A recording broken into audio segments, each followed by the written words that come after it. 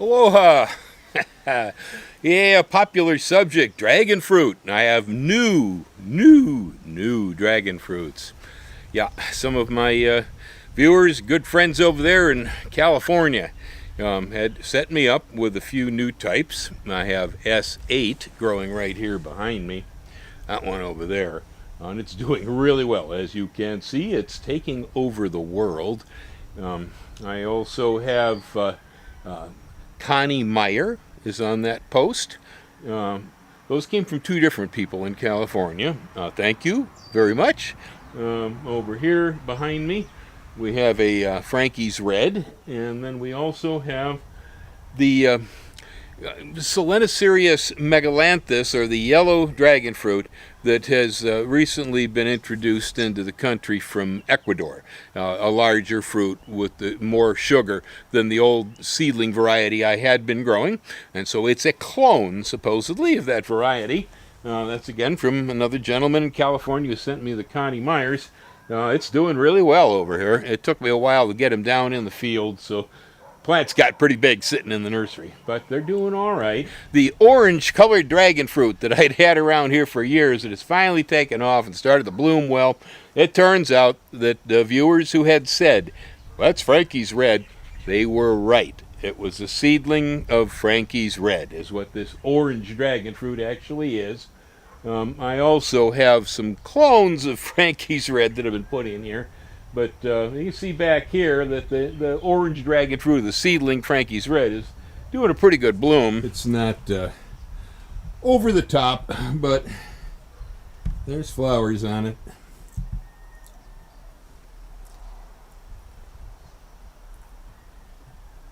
Now here's a few down there at ground level that are just about open. It looks like one maybe opened last night, the other one's going to open tonight. Provided the slugs don't bite those off. Well, I was having a conversation with my friend Dr. Stephen Vernon the other day. He used to be a doctor here in Hawaii. He currently lives in Miami these days. And we were talking about yellow dragon fruit. Now, he's raising it. He has the Ecuadorian clone over there in Miami. And, of course, he's in conversation with others in the Florida state about growing this plant. And he made a statement that the people he knows over there are claiming that this plant has a weak root system. Well, I guess the plant's root system is whatever the plant's root system is. The plant, in my opinion, does not have a faulty root system. That's my human value judgment. The plant, actually, I think the problem Floridans are having with it, maybe it's three issues. Maybe I can help. One, this plant's an epiphyte. I know that the Hylocereus, is the the red dragon fruits and that pink dragon fruits, those Undatus species are also epiphytes, but they seem to adapt better to terrestrial culture than the yellow dragon fruit does. The yellow dragon fruit, it's pretty much, they're in the wild. The ones I have here are just wild seedlings that I'd been growing. And they really never left the forest. These things are adapted to culture in montane rainforests in Ecuador and areas like that, where it's humid and where there's a lot of trees. They probably like palms, although I don't know that either. Here they do, definitely. In Hawaii, they'll go for a palm anytime they can find one. But epiphyte means, of course, the plant grows in trees. Terrestrial means the plant grows on the ground. Well, this one's kind of both. But what I found is that the ground-based root system on the plant is good in youth, but after a while, it does begin to disintegrate.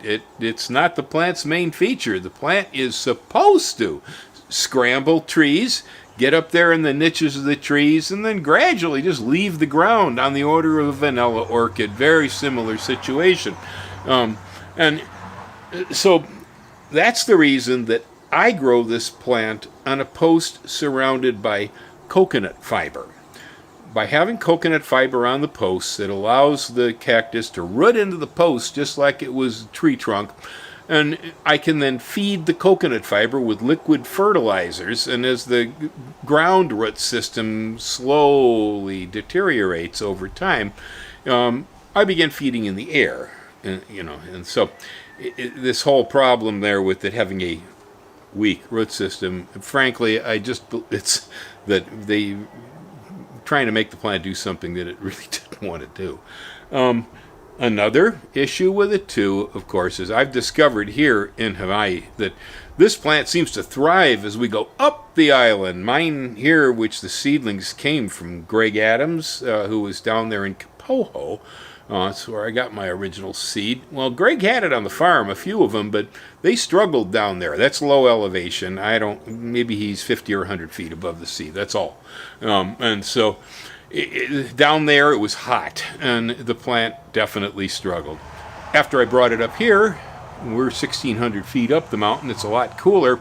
The plant did better here. I've had a lot better luck with this plant up here than I've seen on stuff that's down low. So I'm suggesting Florida is probably a little bit too hot in most areas for this plant. Even Hawaii, it likes to go up the mountainside. And then the third problem, considering it is an epiphyte and it likes to grow in forests and around trees, it doesn't like really, really, really hot afternoon sun. Really hot afternoon sun will burn this thing. It will become chlorotic, or that is yellow looking. It could also be getting yellow because the roots are deteriorating. That happens too. But the sunlight, it's too much for it. So let me give you a shot on what's going on here.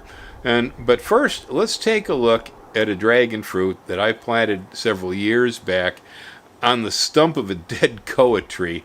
So it's in the wild. This plant doesn't get fertilized, it doesn't get sprayed, it doesn't get pruned. All I ever do to it is when a branch comes down, I flip it over some crotch in that dead tree and let it hang there. It does really well out in the wild. So right here, I've got the yellow dragon fruit growing in a dead koa tree. And it's just kind of dangled in there, hanging over the limbs. But if you take a look down here, I mean, my goodness, look at that. Its fruit looks like it's on a bandolier, one over here, more over there, some right here. The other side of the tree is full of it, too. I think that this is a plant that really is not particularly well adapted to farming as much as it is growing in the wild. As you can see, we've got stainless steel plant down here, wild grasses, dead koa trees, pineapples in a tangle. It's just a big old wild mess. And the plant's doing quite well. The post is covered with coconut fiber. It's similar to a doormat. This is the stuff they use for lining hanging baskets. You'll see all these epiphytic roots that are just growing all over it. They will also extend back downwards towards the ground, as you can see here. Now, a lot of these tend to get pruned off over time as I'm pruning the cacti, but it makes new ones. And the roots that grow back down from the post to the soil seem to last pretty well. So that is a desirable thing in this plant. But what I noticed is it does not do it until I put this sawdust mulch down here on the ground underneath it. Now, this sawdust is full of wine cap striparia, and I do suggest that wine caps be grown in sawdust under this plant. It makes the conditions much healthier. The wine caps will eat the nematodes that are in the soil here and keep them out of the way. Here you can see all those hairy old roots up there in the air dangling down. See? Yeah, that doesn't look like a terrestrial cactus much, does it? It's not. Yeah. All right, so there you go. Have a look at some new dragon fruits here in Bill's farm and some old dragon fruits being grown in a different way. Aloha, you all have a great week and stay well.